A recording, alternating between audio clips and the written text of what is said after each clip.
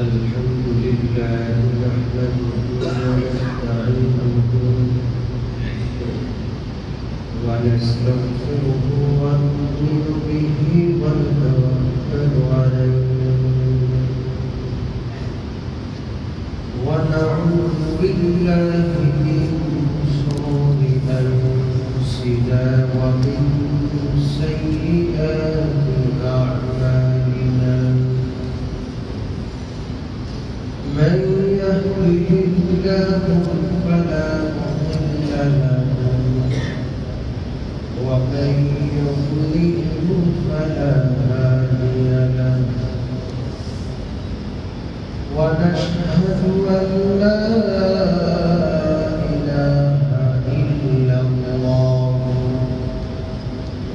ونشهد أن سيدنا ومولانا محمدا عبده ورسوله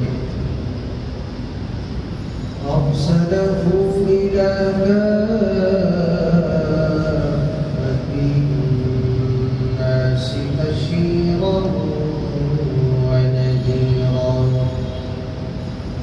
وداعيا إلى الله بإذنه وسراجا منيرا وصلى الله تعالى على خير خلقه محمد وآله وأصحابه وبارك وسلم تسليما كثيرا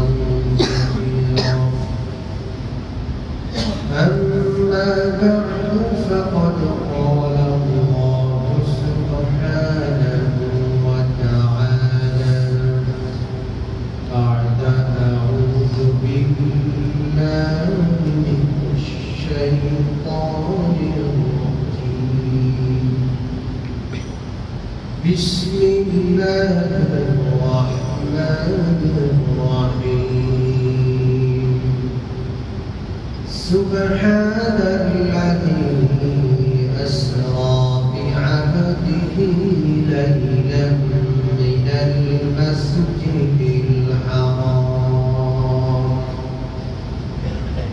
من المسجد الحرام إلى المسجد الأقصى الذي باركنا حوله لنريه من آياتنا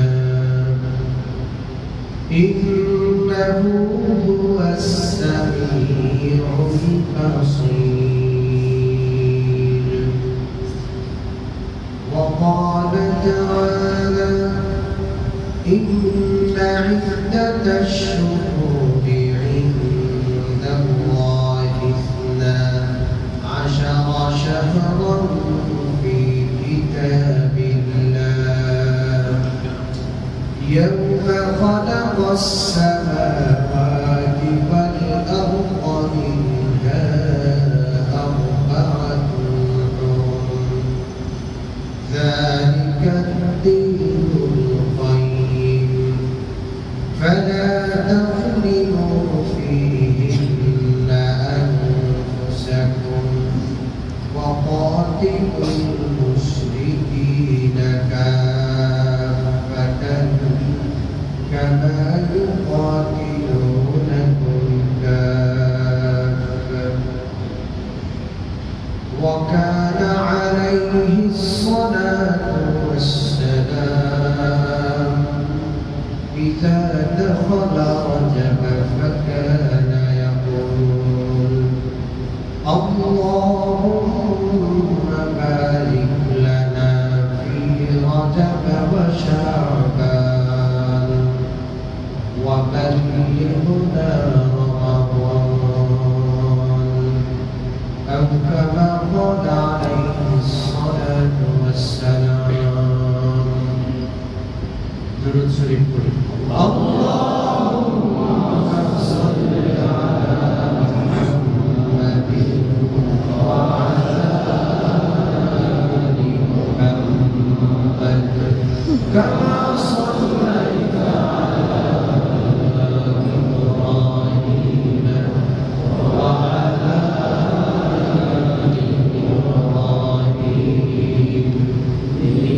إنك حميد مجيد اللهم بارك على محمد وعلى آل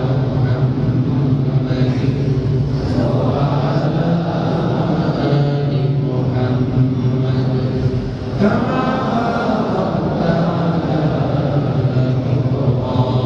إبراهيم وعلى آل إبراهيم إنك حميد مجيد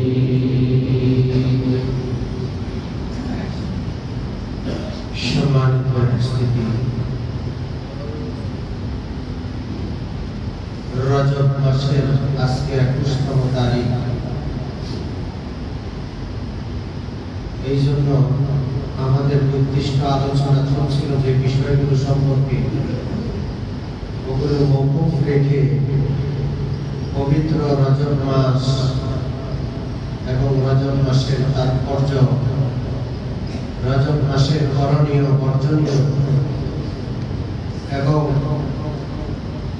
প্রিয় নবী সাল্লাল্লাহু আলাইহি ওয়াসাল্লামের পবিত্র মেরাজ সম্পর্কে আলোচনা করার চেষ্টা করব ইনশাআল্লাহ। পবিত্র রজব মাস পবিত্র এই জন্য বললাম, আল্লাহ রাব্বুল আলামিন যেই দিন আসমান জমিন সৃষ্টি করেছেন, সেই দিনই আল্লাহ পাক 12টা মাসের কথা আল্লাহ পাক ঘোষণা করেছেন। সুবহানাল্লাহ। বছরে 12 মাস, এটা কোনো মানুষের তৈরি করা নয়, এটা স্বয়ং দিয়েছেন কে? আল্লাহ। إن عدة الشهور عند الله 12 شهرا। মাসের গণনা, মাসের সংখ্যা আল্লাহ পাকের নজদিক, আল্লাহ পাকের নিকট 12টা। কবে থেকে? ইয়াউমা খালাকাস সামাওয়াতি ওয়াল আরদা মিনহা আরবাআতুন হুরুম। যেদিন আল্লাহ আসমান তৈরি করেছেন, জমিন তৈরি করেছেন, সেদিন থেকেই মাসের গণনা 12 মাস দিয়ে শুরু করেছেন কে? আল্লাহ। এই 12 মাসের মধ্যে 4টা মাস আছে পবিত্র, মিনহা আরবাআতুন হুরুম। এই 4টা মাসকে আশহুরে হুরুম বলা হয়, পবিত্র মাস, মর্যাদাশালী মাস। এই 4টা মাস কি? 3টা একসাথে, একটা পৃথক। একসাথে 3টা হলো শাওয়াল, যুলকাদা, যুলহজ্জা। এই 3টা একসাথে। আর একটু দূরে গিয়া রজব, রজব আলাদা।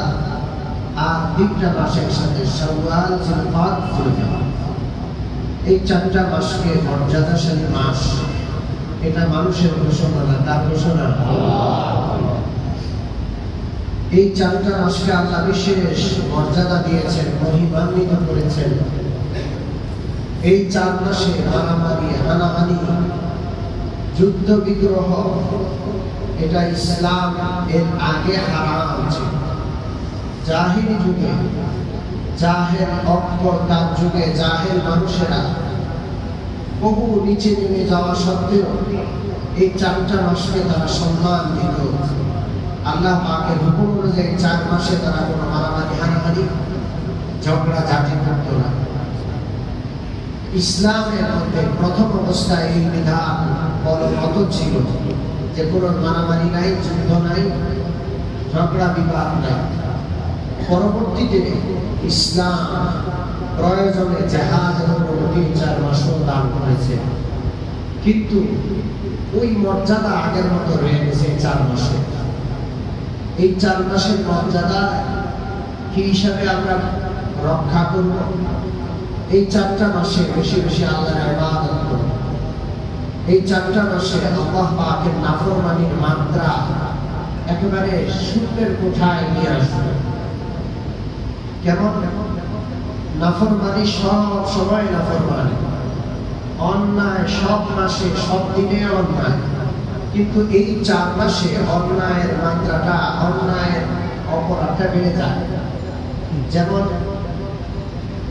পুরা পৃথিবীতে অন্যায় কাজ অন্যায়, কিন্তু ওই অন্যায় কাজটা যদি কেউ হারাম শরীফে গিয়ে করে, মক্কা শরীফের সংরক্ষিত এরিয়ার ভিতরে গিয়া, মদিনা শরীফের সংরক্ষিত এরিয়ার ভিতরে গিয়ে অন্যায় কাজটা করে, এই অন্যায়ের অপরাধ বহু গুণে বেড়ে যায়। মসজিদের বাহিরে কেউ একটা অন্যায় করলো, সেটাও অন্যায়, কিন্তু ওই অন্যায় কাজটা মসজিদের পবিত্র জায়গায় যদি এসে করে, এই অন্যায়ের মাত্রাটা, অপরাধের মাত্রাটা বেড়ে যায়। ঠিক তত 12 মাসের মধ্যে 4টা মাস মর্যাদাশালী, বাকি মাসগুলো এর চেয়েও মর্যাদায় কম হলেও অন্যায় সব মাসে অন্যায়, কিন্তু এই 4 মাসে অন্যায়ের অপরাধটা, অন্যায়টা আরো বেড়ে যায়। এর মধ্যে একটা মাসের নাম কি মাস? রজব মাস যখন প্রবেশ করছে, রমজান কাছাকাছি, এই জন্য প্রিয় নবী সাল্লাল্লাহু আলাইহি ওয়াসাল্লাম রজব মাস থেকে রমজানের প্রস্তুতি গ্রহণ করতেন। কি করতেন? রমজানের প্রস্তুতি গ্রহণ করতেন। কথা কি বোঝা যায় ভাইকে? স্পষ্ট হচ্ছে? এবং দোয়া শুরু করতেন রমজানের জন্য। প্রিয় নবী রজব মাস থেকে দোয়া করতেন। আমি রজবের প্রথম জুমায় সেই দোয়াটা আপনাদের শুনিয়েছিলাম, বাইহাকি শরীফে রয়েছে। হযরত জাবের রাদিয়াল্লাহু তাআলা আনহু হাদিস, রজব মাস আসলে প্রিয় নবী দোয়া করতেন, আল্লাহুম্মা বারিক লানা ফি রজব ওয়া শাবান ওয়া বাল্লিগনা রমাদান। আয় আল্লাহ, আমাদেরকে রজব আর শাবান মাসে বরকত দান করে দেন, আমিন। এবং আমাদের হায়াতকে বাড়িয়ে রমজান পর্যন্ত দীর্ঘায়িত করে দেন, আমিন। প্রিয় নবী সবসময় আল্লাহর কাছে যাওয়ার জন্য প্রস্তুত থাকতেন, মৃত্যুর জন্য সবসময় প্রস্তুত, কিন্তু রজব মাস আসলে আল্লাহর কাছে আবদার করে বসতেন, আল্লাহ এখন আর মৃত্যু দিয়েন না। আল্লাহ সবসময় প্রস্তুত, কিন্তু এখন আর না। ওয়াবাল্লিগনা রমাদান, আল্লাহ রমজান পর্যন্ত হায়াতটা বাড়িয়ে দেন, রজব শাবান মাসে বরকত দান করেন, রমজান পর্যন্ত হায়াতটা বাড়িয়ে দেন, যেন ইবাদত বন্দেগী করে রমজান মাসটা কাটায়া আপনার নৈকট্য লাভে ধন্য হতে পারি। সুবহানাল্লাহ। যেন আপনার নৈকট্য লাভ করে ধন্য হতে পারি। এই দোয়াটা একটা বিশাল জিনিস আছে।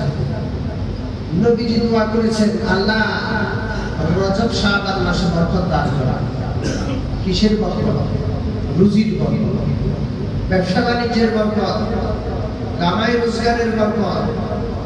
এই বরকতটা আল্লাহ চেয়েছেন রজব শাবানে, যেন আল্লাহর বান্দারা রমজান মাসে রুজির পিছনে দৌড়াইতে না হয়।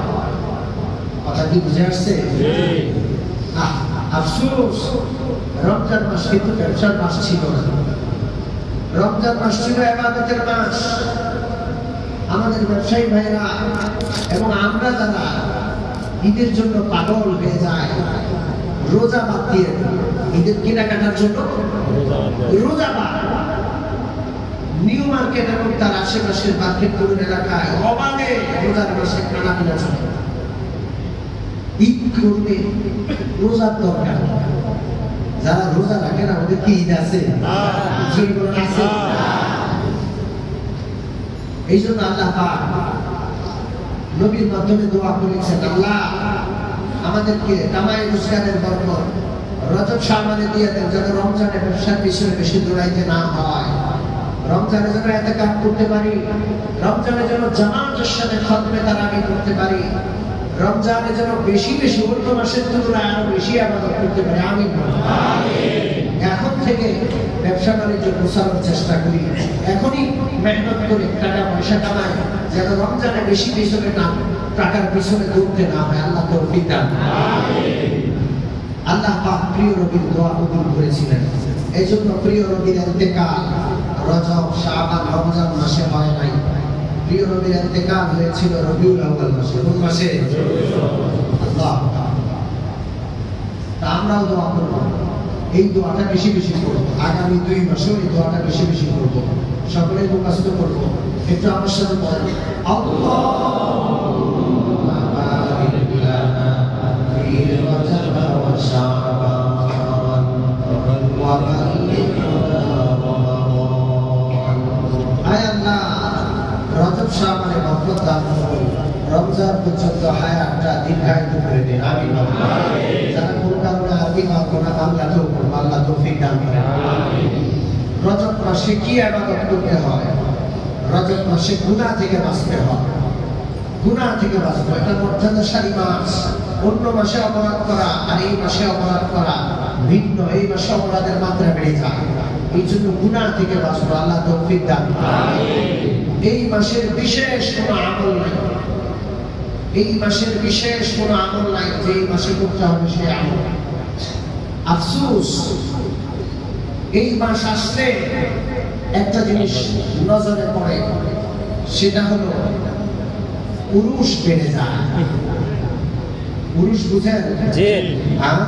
জি। আমাদের ওই এলাকায়, নোয়াখালী কুমিল্লার এলাকায় সার্কটাকে উরুস বলে। সার্কটা বেড়ে যায় তা বলি না, কিন্তু একটা হলো উলুস আর একটা হলো উরুস। উরুস বেড়ে যায়। রজব মাসে ধুমধাম করে বিভিন্ন মাজারে উরুস পালন করা শুরু হয়। রজব মাসে লাল শালু কাপড়ে বিভিন্ন জায়গায় লাল শালুর পতাকা দেখা যায়। কবরের বা কবর নামক শিরকের কেন্দ্র যেগুলোকে বানানো হয় মাজার, ওগুলোর মাজারের গিলাপ পাল্টা। নাউজুবিল্লাহ। রজব মাসটা ছিল ইবাদতের মাস, রজব মাসটা সম্মানিত মাস, মর্যাদাশালী মাস। এই মাসে আল্লাহর ইবাদত, আল্লাহ পাকের তাওহীদ তথা একত্ববাদে বেশি বেশি অটল থাকার দরকার ছিল।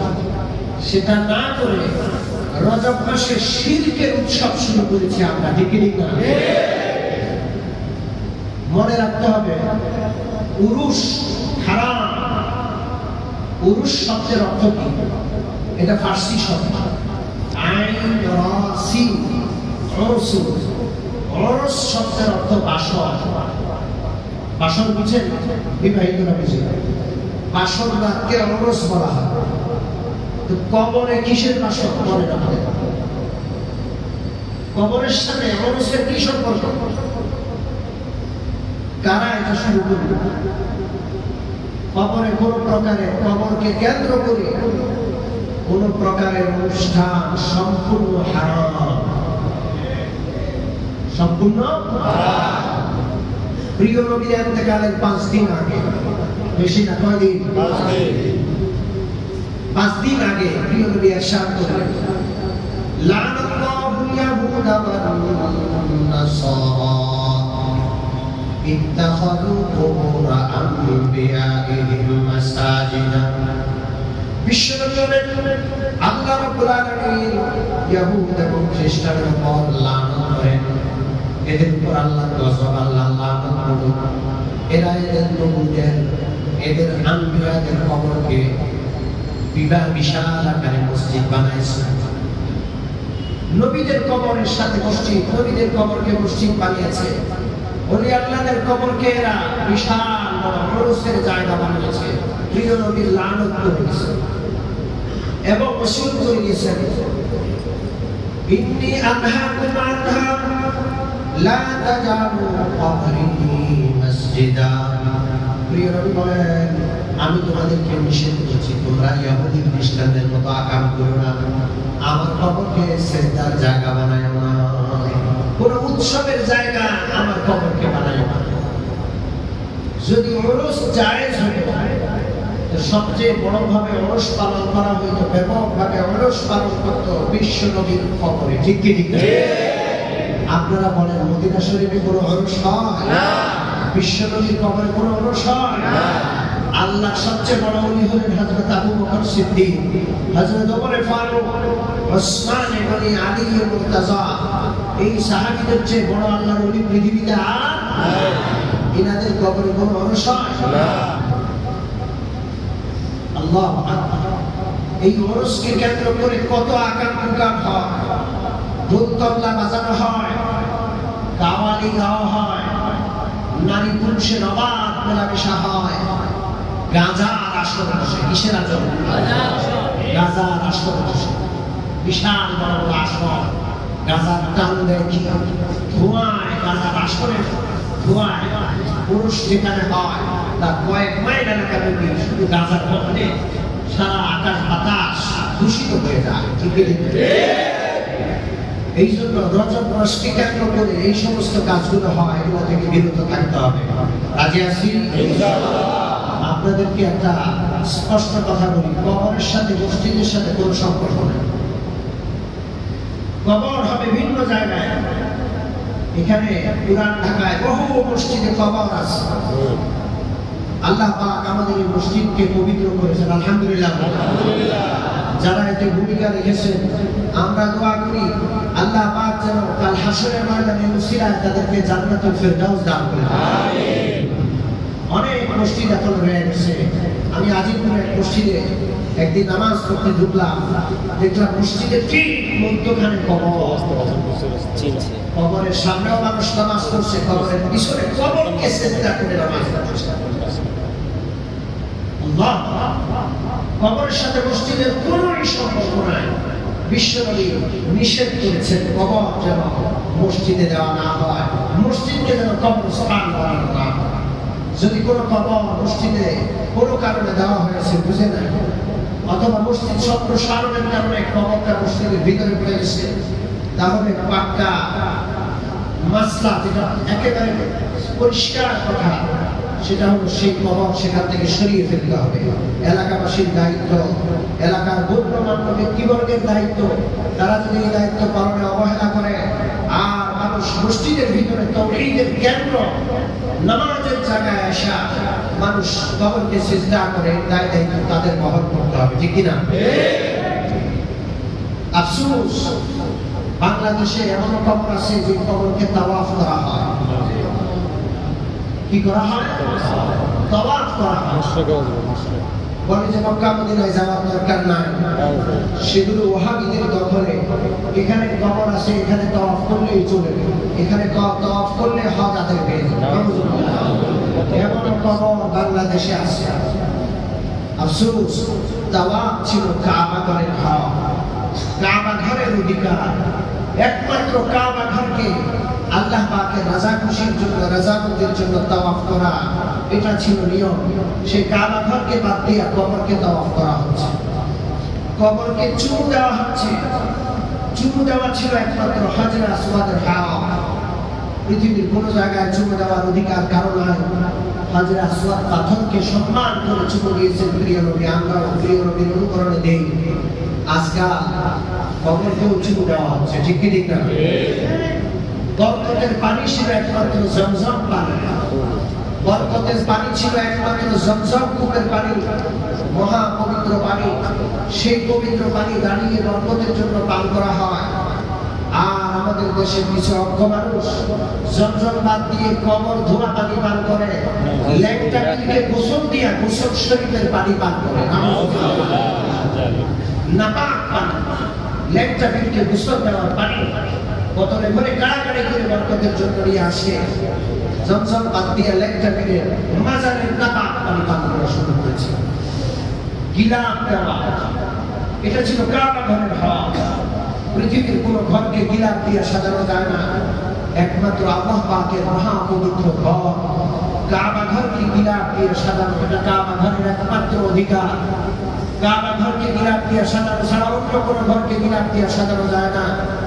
আজকাল কবরকে গিলাপ দিয়ে সাজানো শুরু হয়েছে। ঠিক কি ঠিক না? সম্পূর্ণ হারাম। কোন কবরকে কাপড় দিয়ে ঢাকা, গিলাপ দিয়ে সাজানো এবং বৎসর বৎসর লক্ষ লক্ষ টাকা খরচ করে গিলাপ পাল্টানোর অনুষ্ঠান করা সম্পূর্ণরূপে হারাম। এগুলো শিরকি কাজ। সিজদা ছিল আল্লাহ পাকের হক। আল্লাহ পাক ছাড়া কারোর সামনে কি সিজদা করা যায় না? সেই সিজদা আল্লাহ পাক থেকে সরিয়ে আল্লাহকে সিজদা করে না, কবরে গিয়ে সিজদা করে। এমন অভাগা মুসলমান আছে না? আছে। এদের কাছে মসজিদের দাম নয়, কবরের দাম, মাজারের দাম। মাজারের সামনে মাথা নত করে সিজদা করে। এই মাথা একমাত্র কার সামনে নত হবে? আল্লাহর সামনে। দুনিয়ার কোনো মাখলুকের সামনে নত হবে না। এরা কবরের সামনে মাথা নত করে। আল্লাহ এদেরকে হেদায়েত করুন। আমিন। হাত বেঁধে দাঁড়ানো, আদব রক্ষা করে অত্যন্ত আদবের সাথে হাত বেঁধে দাঁড়ানো, এটা ছিল নামাজের হক। আমরা হাত বেঁধে আদবের সাথে কিবলামুখী হয়ে দাঁড়িয়ে সম্মান করি কাকে? আল্লাহকে। শুনে বলেন আল্লাহকে। সে হাত বেঁধে দাঁড়ানো শুরু হয়েছে মাজারকে কেন্দ্র করে। মাজারের সাথে হাত বেঁধে দাঁড়ায় শিরক, সম্পূর্ণ শিরক। ঠিক কি ঠিক না? নামাজের হাত বাঁধা বাদ দিয়ে মাজারের সাথে হাত বাঁধে। যে সমস্ত পোড়া কোপাল্লারা মাজারের সামনে গিয়ে হাত বাঁধে, মাজারের সামনে গিয়ে মাথা নত করে, আল্লাহ পাক তাদেরকে মহান আল্লাহর সামনে মাথা নত করা, মহান আল্লাহর সামনে হাত বেঁধে নামাজে দাঁড়ানো থেকে বঞ্চিত করেছে। ঠিক কি না? এরা মসজিদে আসার তৌফিক পায় না। কিবলা এটা কাবাগরের হক। যে পৃথিবীর যেখানে থাকে নামাজ পড়বে, ইবাদত করবে, সম্মান দেখাবে কিবলাকে। ঠিক কি না? হাদিসে বাতে আছে কিবলা এত সম্মান পাওয়ার জন্য কিবলার দিকে ফিরে পেশাব পায়খানা করা যায় না। ঠিক কি ঠিক না? কিবলা একমাত্র কাবাঘর। সেই কাবাঘরকে কিবলা না বানিয়ে এই অভাগা লোকেরা মাজারকে কিবলা বানায়। ঠিক কি ঠিক না? মাজারের দিকে ফিরে বসে, মাজার সামনে দিয়ে গেলে সেই দিকে ফিরে থাকে। ঠিক কি ঠিক না? আমরা মসজিদ থেকে যে বের হই, আমরা সুন্দরভাবে যখন ঢুকি তখন কিবলার দিকে ফিরে ঢুকি, যখন বের হই কিবলার দিকে পিছ হইলে অসুবিধা নাই, বের হচ্ছে। কিন্তু এরা কাবা ঘরের চাইতেও, কিবলার চাইতেও কবরকে বেশি মর্যাদা দেয়। কবরে যাইতে হইলে, মাজারে যাইতে হইলে সামনে দিয়ে যাইতে হবে। মাজার থেকে বের হইতে হইলে পিছনের দিকে হেঁটে হেঁটে বের হইতে হয়। ঠিক কি ঠিক না? কোথায় বের হবে? কোথায় পেয়েছে? এটা তো কিবলা না। কিবলা তো এত সম্মান আমরা দেখাই না। মসজিদ থেকে বের হইতে কিবলার দিকে ফিরে ফিরে তো বের হই না। মাজার থেকে বের হইতে হইলে যদি কেউ মাজারের দিকে পিছন দিয়ে হেঁটে বের হয়, তাকে বেয়াদব মনে করা হয়, তার উপরে অত্যাচার করা, ধাক্কা দিয়ে তাকে মাজার থেকে বের করে দেওয়া হয়। কোথায় করবে এরা? মাজারকে কাবার মতো সম্মান, কাবার চেয়ে বেশি সম্মান করে। এমনও অভাগা আছে মক্কা শরীফে হজ করতে গিয়ে বাইতুল্লাহ শরীফের সামনে বসে বাইতুল্লাহর দিকে ফিরে মুনাজাত করে না, বাবার দরবার শরীফ, কিবলা কাবা বলে বাবাকে, ওই দরবার শরীফের দিকে ফিরে মুনাজাত করে। এমনও অভাগা আছে কি আছে? এরপরে আমরা আল্লাহর ঘর মসজিদে আসছি, জুতা নিয়ে আসছি। ঠিক কি ঠিক না? জুতার বক্স আছে, সেখানে জুতা রেখেছি। যারা হজে গেছি মসজিদে নববীর ভিতরেও জুতা নিয়ে যাওয়া যায়, বাইতুল্লাহর ভিতরেও জুতা নিয়ে যাওয়া যায়। আমরা তাওয়াফ করি, আমাদের জুতা আমাদের সাথে থাকে, জুতার বক্সও আছে। কিন্তু বাইতুল্লাহ থেকে, মসজিদে হারাম আর মসজিদে নববী থেকে কবরকে অতিরিক্ত মর্যাদা দিয়ে কবরের জিয়ারতের জন্য গেলে মাজার শরীফের ভিতরে জুতা নিয়ে যাওয়া যায় না। জুতা বাইরে রেখে জুতা রাখাও একটা ব্যবসা শুরু হয়েছে সেখানে। ঠিক কি ঠিক না? ওই জুতার ব্যবসা, জুতা নিয়েও ব্যবসা। সেখানে বাইরে আপনাকে জুতা রেখে যেতে হবে। আপনি যদি জুতা খুলে হাতে নিয়ে যান, আপনাকে কোনোভাবে সেখানে ঢুকতে দিবে না। ওই জায়গা অপবিত্র হয়ে যাবে। আল্লাহর ঘর জুতা নিয়ে আসতে অপবিত্র হয় না, মসজিদে হারাম মসজিদে নববী অপবিত্র হয় না। আর কবর জুতা হাতে করে নিয়ে গেলে অপবিত্র হয়ে যায়। কবরের মর্যাদা, মাজারের মর্যাদা, আল্লাহর ঘর মক্কা মদিনার চেয়েও বেশি দিয়েছে, এটা শিরক। ঠিক কি ঠিক না? এই সমস্ত বিষয়গুলো আমি আপনাদেরকে বললাম রজব মাস উপলক্ষে, কারণ রজব মাসে কবরগুলোকে নিয়ে অতি বাড়াবাড়ি দেখা যায়। আমরা এই কথা বিশ্বাস করি যে কবরস্থানে দিতে হবে, কোনো ভিন্ন জায়গায় নয়। আমি আগেও বলেছিলাম পারিবারিক কবরস্থান বানানো ইসলাম পছন্দ করে না। সেই 1000 বছর আগে জান্নাতুল বকি কবরস্থান, এখনো সেখানে কবর দেওয়া হচ্ছে। পারিবারিক কবরস্থান বানানোর ধ্যান ধারণা আমাদের কারা দিল? কে দিয়েছে? মুসলমান বাস্তববাদী হতে হবে, বাস্তবে বিশ্বাসী হতে হবে। ঈমান আমল না নিয়ে গেলে সোনার কবর, পারিবারিক কবরস্থান, রাজকীয় কবরস্থানে দাফন করেও লাভ নাই। জাহান্নামের ফেরেশতা এসে হাতুড়ি দিয়ে পিটাবে।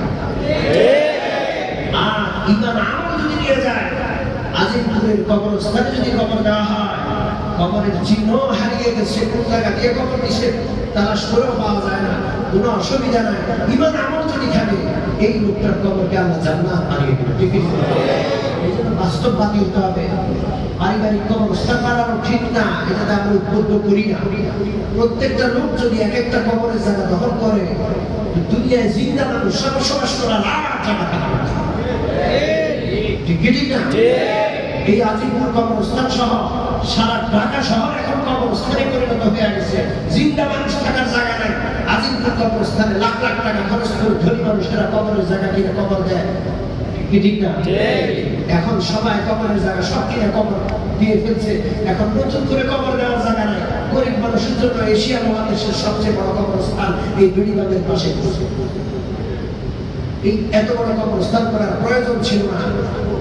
এতে জিন্দা মানুষ বসবাস করার, লক্ষ লক্ষ মানুষ বসবাস করার জায়গা হয়ে যাবে। আমাদের সেই ওই যে উল্টা চিন্তা চেতনা যে আমার একটা কবর আলাদা থাকে না। আল্লাহ আমাদেরকে বাস্তববাদী হওয়া, নেক আমলে বিশ্বাসী হওয়া তৌফিক দান করুন। কবর দ্বারা কিচ্ছু হবে না। যাই হোক, আমি বলছি যে রজব মাসকে নিয়ে মাজার পন্থীরা, মাজার পূজারীরা খুব বেশি বাড়াবাড়ি করে বিধায় আজকে মাজার পূজারী, কবর পূজারীদের সম্পর্কে, কবরকে অতি ভক্তি করে এই সমস্ত লোকদের সম্পর্কে একটু আলোচনা করলাম। বাকি রজব মাসের আরেকটা ইতিহাস আমরা বলে থাকি যে রজব মাস প্রিয় নবীর মেরাজের মাস। কিসের মাস? প্রিয় নবী মেরাজের মাস। রজব মাসে প্রিয় নবীর মেরাজ হয়েছে, এটা হলফ করে বলা যায় না। প্রিয় নবীর সিরাত, জীবনী গ্রন্থগুলো তালাশ করলে দেখা যায় মেরাজ কখন হয়েছিল সেই ব্যাপারে অনেক মতবিরোধ পাওয়া যায়। মাস রজব মাস ছিল নাকি রবিউল আউয়াল মাস, নাকি রবিউল সানি মাস, নাকি শাবান মাস, নাকি রমজান মাস? মেরাজের মাস নিয়ে 5 রকমের কথা আছে। কোন কোন গ্রন্থে এই কথাটাকে প্রাধান্য দিয়েছে যে রবিউল আউয়াল মাসে মেরাজ সংগঠিত হয়েছিল। কোন কোন গ্রন্থে নাকি রবিউল সানি মাসে, কোন কোন গ্রন্থে নাকি রজব মাসে, কোন কোন গ্রন্থে নাকি রমজান মাসে, কোন কোন গ্রন্থে শাবান মাসের কথা লেখা। এইটুকু মত মাসের ব্যাপারে থাকতে আমরা হলফ করে কেমন বলি রজব মাসে মেরাজ সংগঠিত হয়েছিল। বৎসরের ব্যাপারেও মতবিরোধ রয়েছে, কোন বৎসর মেরাজ হয়েছিল। 10টা মতামত আমার কাছে আছে। কোন কোন মত অনুযায়ী হিজরতের 6 মাস আগে মেরাজ হয়েছিল। কোন কোন মত অনুযায়ী হিজরতের 8 মাস আগে। কোন কোন মতামত অনুযায়ী হিজরতের 10 মাস, কোন কোন মতামত অনুযায়ী হিজরতের 11 মাস আগে, কোন কোন মতামত অনুযায়ী হিজরতের 13 মাস, কোন মতামত অনুযায়ী হিজরতের 15 মাস আগে, কোন কোন মতামত অনুযায়ী হিজরতের 3 বছর আগে, কোন কোন মতামত অনুযায়ী প্রিয় নবী হিজরত করার 5 বছর আগে মেরাজ হয়েছিল। এতগুলো মতামত থাকতে আমরা সুনির্দিষ্ট করে কিভাবে বলি যে 87 রজবে মেরাজ হয়েছে, সুনির্দিষ্ট করে বলা যাচ্ছে না। প্রশ্ন করবে, হুজুর এত বড় একটা অলৌকিক ঘটনা ঘটেছে প্রিয় নবীর, আল্লাহ পাক অন্য কোন নবীকে এত বিশাল অলৌকিক ব্যাপার দান করেন নাই, সরাসরি কার সাথে সাক্ষাৎ আল্লাহ। এই ঘটনাটার দিন তারিখ কেন নির্দিষ্ট নয়? এই দিন তারিখ নিয়ে এত মতবিরোধ কেন?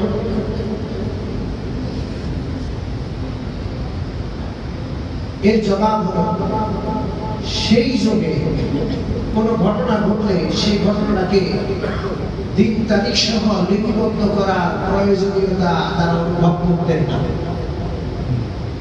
এই জন্য এই ঘটনাটার দিন তারিখ নির্দিষ্ট নয়। 2 নম্বর কারণ হলো, মেরাজের যেই দিন মেরাজ হয়েছিল সেই দিনের নির্দিষ্ট কোন আমল নাই। যদি আল্লাহ পাকের পক্ষ থেকে বা প্রিয় নবীজির পক্ষ থেকে যেই দিন মেরাজ হয়েছিল সেই দিন রোজা রাখা, বা যেই রাত্রে মেরাজ হয়েছিল সেই রাত জেগে ইবাদত করা, এই সমস্ত বিষয়গুলোর বিধান যদি থাকতো, তাহলে মেরাজের তারিখটাও সুনির্দিষ্টভাবে উম্মতের কাছে সংরক্ষিত থাকতো যে অমুক দিন মেরাজ, আর ওই দিনটায় বা ওই রাতটায় এই আমল রয়েছে। কথা কি পরিষ্কার বুঝাতে পারলাম? এই জন্য 27 রজব আগামী সপ্তাহে আসছে, হয়তো বুধবার রাতে দিবাগত রাত্রি 26 রজব দিবাগত রাত, অর্থাৎ 27 রজবের রাত হবে। স্পষ্ট কথা হলো, বৎসরের অন্য দিন অন্য রাতগুলো যেমন 27 রজবের রাতটাও তেমন নির্দিষ্ট কোন আমল, রোজা বা রাত জেগে ইবাদত করা বা এত রাকাত নামাজ পড়তে হবে, প্রত্যেক রাকাতে কুল হুয়াল্লাহু এতবার, ইন্না আতাইনা এতবার, এই এত রাকাত নামাজ পড়লে এই সওয়াব হবে, এই রকমের কোন ব্যাপার পবিত্র হাদিসে বা প্রিয় নবীর আদর্শে পাওয়া যায় না। যদি কোনো বইতে পান তাহলে মনে করবেন এগুলো ভুল লেখা, এগুলোর কোনো ঠিক ঠিকানা নাই, এই বর্ণনাগুলো সঠিক নয়, এটা মনে করতে হবে। যাই হোক, 27 রজবে আমাদের জন্য নির্দিষ্ট কোনো আমল নাই। প্রিয় নবীর মেরাজ সংঘটিত হয়েছিল, এটা সত্য।